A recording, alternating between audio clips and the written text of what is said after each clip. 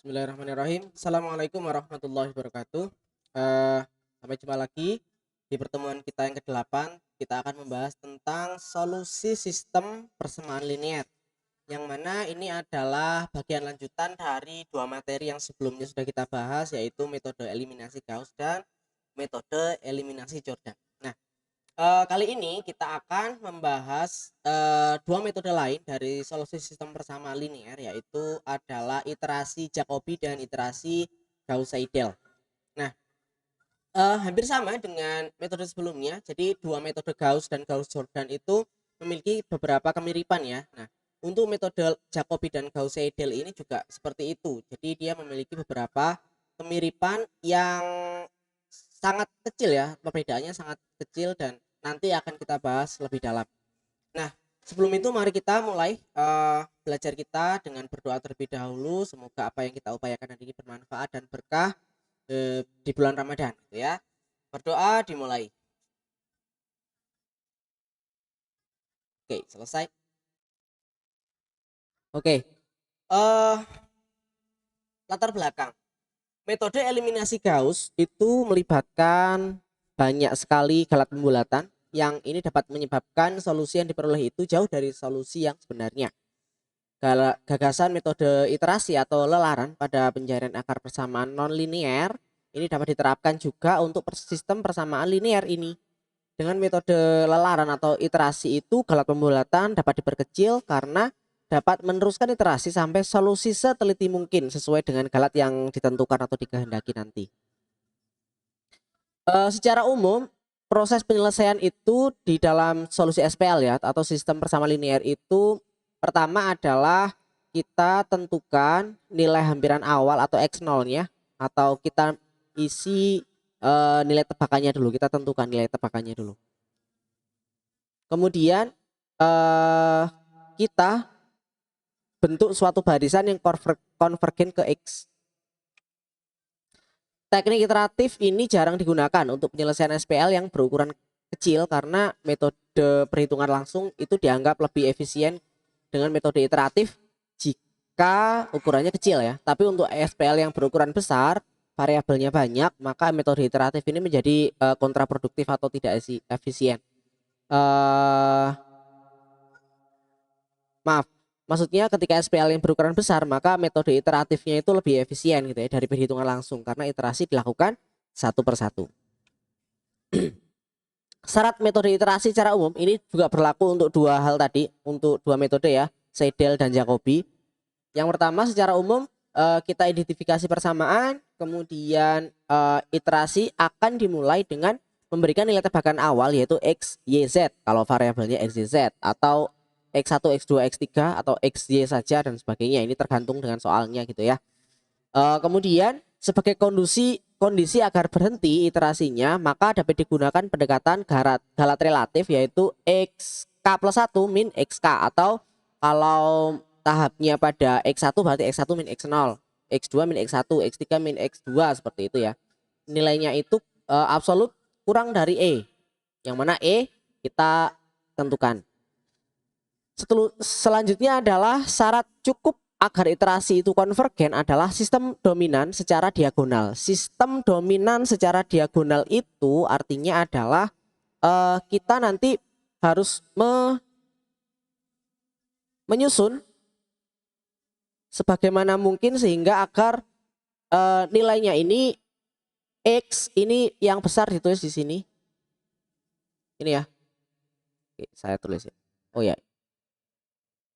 Nah, ini X dominan ditaruh di sebelah pojok paling kiri atas gitu ya. Kemudian Y yang paling dominan di sini. Kemudian Z harusnya di sini nilainya dominan. Bukan ini tapi harusnya di sini dominan.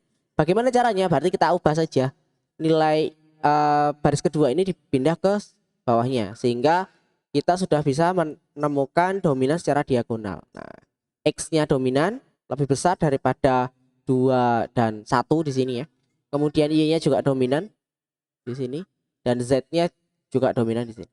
Nah, ini namanya adalah dominan secara diagonal. Kita ubah saja urutannya. Oke. Yang pertama adalah metode iterasi Jacobi. Algoritma iterasi Jacobi ini asumsi adalah variabelnya hanya dua saja ya, X dan Y, karena X, Y, Z, A, B, C, D, E, F, G itu bebas saja, itu nanti sama saja gitu. Ini saya buat dua biar tidak banyak. Yang pertama start, kita langkah kedua kita susun setiap perhitungan SPL ke dalam bentuk dominan secara diagonal. Nah ini kita bentuk secara dominan secara diagonal. Kemudian tentukan toleransi error. Bisa jadi toleransi error ini nanti kurang dari 0,0001 atau seterusnya gitu ya. Nyatakan setiap variabel ke dalam semua variabel sisanya. Contoh, kalau ada 2x plus y sama dengan 10, maka kita x-nya seperti apa kita pindah. Kemudian variabel kedua, persamaan kedua, x min 5y sama dengan 5 menjadi seperti ini. Setelah itu kita set tebakan awal, yaitu x0 dan y0 nya, karena ini hanya dua variabel ya, x dan y saja. Kemudian langkah ke-6, substitusikan nilai dari x0 dan y0 ini ke dalam perhitungan di step keempat. Jadi kalau tadi kita sudah misalkan diinisiasi nilai awalnya adalah 000, berarti x00 ya, x0 nya 0, y0 nya 0, berarti nanti dimasukkan di sini untuk mendapatkan nilai x1 y1. Setelah itu x1 y1 dimasukkan lagi dan seterusnya sampai batas galat yang ditentukan. Jika ini ya untuk menghitung ya, galatnya, jika x1 min x0 misalkan kurang dari e dan y1 min y0 kurang dari e, ini ada dua, karena variabelnya dua berarti ini kita buat dua x dan y. Kalau tiga berarti x, y, z, dan ini penghubungnya adalah dan ya. Kalau dan itu artinya syarat keduanya harus terpenuhi. Loncat ke step 9. Step 9 apa? Cetak. Kemudian jika belum berarti lanjut. Set x0 sama dengan x1 dan y0 sama dengan y1 dan seterusnya. Ini artinya nilainya akan diubah.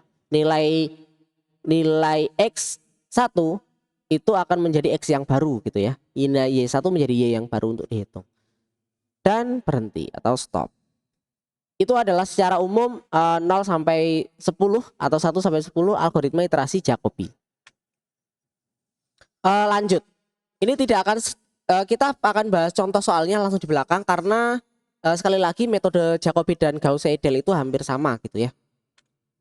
Nah, untuk Gauss-Seidel, kecepatan konvergensi pada lelaran Jacobi ini dapat dipercepat jika setiap harga xi yang baru dihasilkan itu segera dipakai pada persamaan berikutnya untuk menentukan harga xi plus 1 yang lainnya. Metode lelarannya dinamakan dengan lelaran Gauss-Seidel.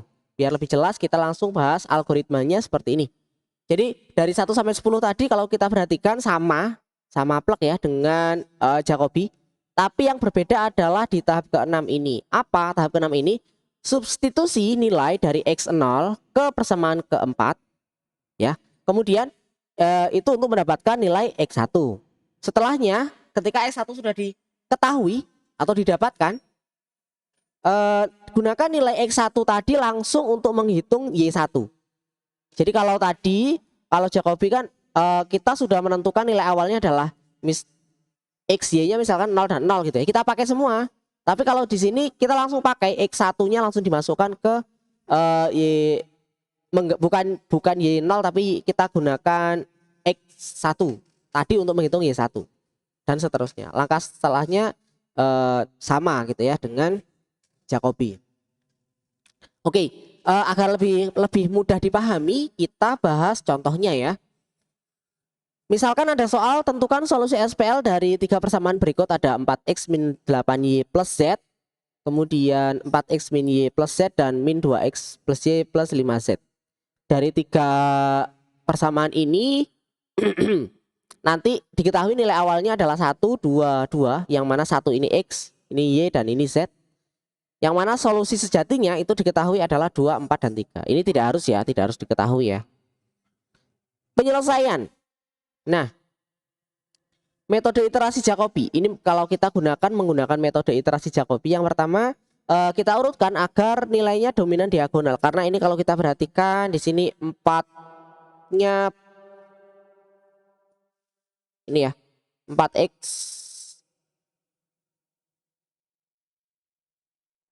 kemudian y-nya sebenarnya harusnya di bawah ya. Y-nya di bawah. Y-nya di bawah.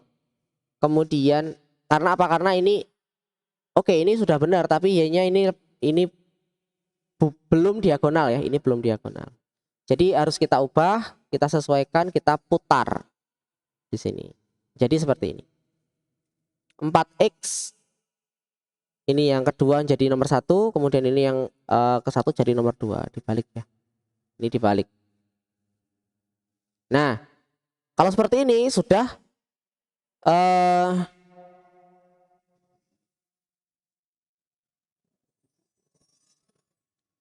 bentar. Iki kok. Oke, ini ya. Ini sudah diagonal. Ini loh, di pulpen kaget. Nah, ini 1 2 3 sudah diagonal ya. 4x 8y dan 5z. Warnanya kok gak sip.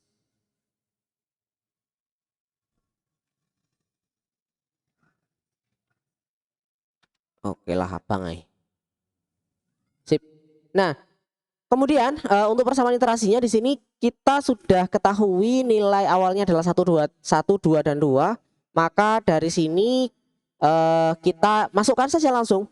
Tuh, jadi y-nya adalah 2, kemudian z-nya adalah 2. Ya. Dihitung ketemu ini. Y1 juga begitu, ketemu ini. Dari ini ya. 1 2 ya. Ini 2 2. Kemudian Y2 nilai dari sini dipakai. X1-nya adalah 175 berarti dimasukkan ke sini. Kemudian Y1-nya adalah 3775 dimasukkan ke sini ya. Dan seterusnya sampai ketemu X12 sama dengan 2, 4 dan 3. Oke, simpel sekali ini, simpel substitusi saja. Nah, kemudian ketemu nilainya di iterasi ke-12 itu adalah 2, 4 dan 3. Bagaimana dengan Seidel? Dengan Seidel hampir sama dengan Seidel, tapi bedanya adalah misalkan ini tadi sudah disesuaikan ya agar dominan diagonal. Kemudian nilai X1 itu tadi adalah 1 ya. X0-nya 1, maaf. X0-nya adalah 1. Kemudian Y0-nya adalah 2 dan Z0-nya adalah 2. Ini berarti maka untuk menghitung X1 kita gunakan 7YZ. Y-nya 2, Z-nya 2. Ketemu 1,75. Tadi ya sama ya. Nah, 1,75 ini kita langsung pakai, kita gunakan untuk menghitung Y1. Ini yang berbeda dengan Jacobi tadi. Y1 kebetulan untuk X1-nya sudah ketemu ya, kita pakai. Tapi Z-nya belum ketemu, maka kita tidak pakai. Z-nya tetap pakai yang Z0. Ketemu 375, kemudian setelah ketemu Z-nya ini di sini sudah ada X. Kita pakai langsung, kemudian Y sudah kita pakai langsung. Seperti itu. Ini juga sama seperti itu, hasilnya sedikit lebih cepat, yaitu iterasi ke-11 dia sudah bisa ketemu 2, 4 dan 3.